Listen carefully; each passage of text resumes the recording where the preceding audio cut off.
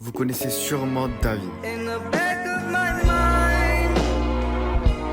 Vous savez que cet artiste, il regroupe plus de 24 millions d'auditeurs sur Spotify. Donc c'est à peu près les auditeurs Spotify de PNL, Ninho, Caris, SCH et Lafèvre en même temps. Voilà, juste pour vous montrer un peu l'ampleur de la chose, quoi. C'est incroyable, non? Vous savez, il a commencé où?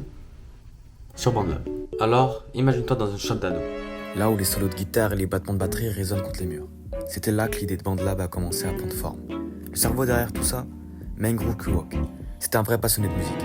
Mais il a remarqué que même avec tous ces talents qui étaient autour de lui, il manquait toujours d'outils pour vraiment collaborer et créer de la musique ensemble. Alors comme tout bon musicien, il a décidé de faire quelque chose à ce sujet. Et devinez quoi? Bah ça a marché, mais de fou malade. Les gens ont adoré l'idée de pouvoir travailler sur des morceaux avec des gens partout, peu importe où ils se trouvaient. Maintenant que vous savez l'origine de BandLab, je vais vous présenter deux artistes à suivre qui sont ultra chauds. Oslo et Xenon 06. Ce sont les prochains à percer, les voici.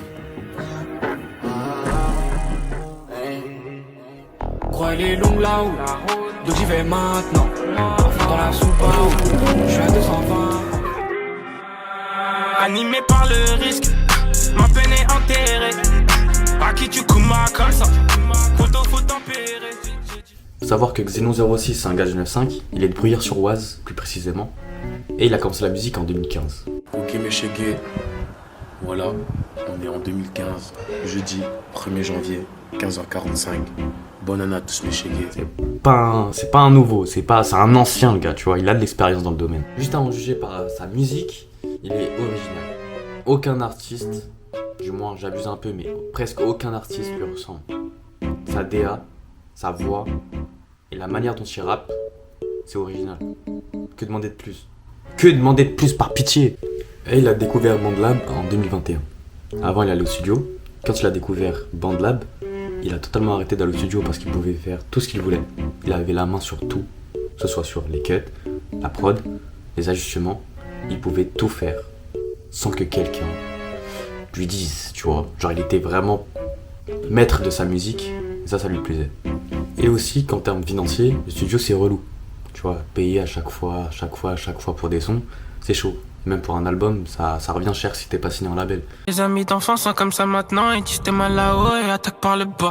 Tiens ma lumière comme une bonne épée. Je voulais te faire, je suis tombé sur la bonne épine. T'as reconnu la crème. Après les tirs, moi j'ai vu passer la crime. Comprends-nous, t'es pas de chez nous, on va pas faire le trait. Laissez parler, c'est du vent. Oslo, le bon vieux Oslo. C'est un ami à moi, mais vraiment je vais être objectif.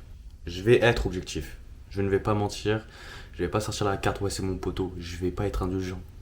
Si je dois le tailler, je le taille, t'as capté? Oslo c'est un gars du 95, plus précisément de Sarcelles, il a commencé la musique très jeune. Il a été vraiment inspiré par son daron, vraiment il vient d'une famille un peu déjà genre culturellement parlant, musical, tu vois le délire? Alors déjà pour la première question, comment t'as découvert BandLab? Moi personnellement j'ai découvert BandLab sur TikTok. Après je dis personnellement, mais en vrai je pense que ça concerne beaucoup de personnes. Parce qu'il y a eu une explosion, t'as capté. Carrément je pourrais même pas dire exactement s'il y a un TikTok d'une personne qui m'a branché sur BandLab, parce que je me rappelle plus, tu vois, ça fait vraiment longtemps.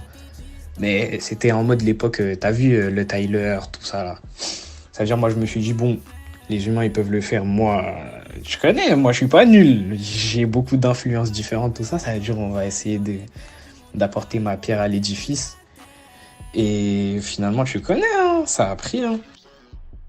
Et en parlant de mes inspirations, comme je disais, tu connais, chantier, ça veut dire en vrai, les premières musiques que j'ai entendues dans ma vie, moi, c'était le zouk, le combat. T'as capté, c'est la base de tout.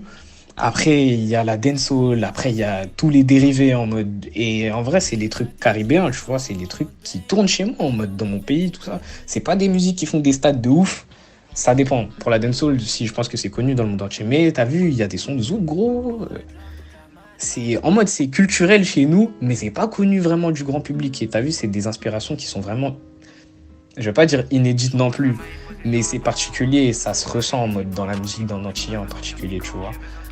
Et tu connais ça en grandissant en vrai, c'est vraiment en grandissant, genre c'est récent je pense vers le collège, en mode vraiment en 6e, 5e, que j'ai commencé à écouter du rap. Et carrément, le premier album de rap que j'ai écouté dans toute ma vie, c'est Oyoki de Kalash Criminel, gros. Et c'est là que je me suis dit, putain, non, c'est ça que je veux faire. La tête de homme, j'avais upload l'album sur uTorrent comme un vrai bandit. Elle veut pas de mes sentiments, du coup je remballe. Y'a pas la monnaie que mon cœur s'emballe. Comment il tourne la veste, fais de ma tête c'est hard. Ma quiche tête arc-en-ciel, je crois j'aime les mecs. T'as vu quand tu leur donnes la main, bah ils voudront tout gratter dans ton bec. Je ressens plus l'intérieur de mon bec, bonnet des yeux bridés.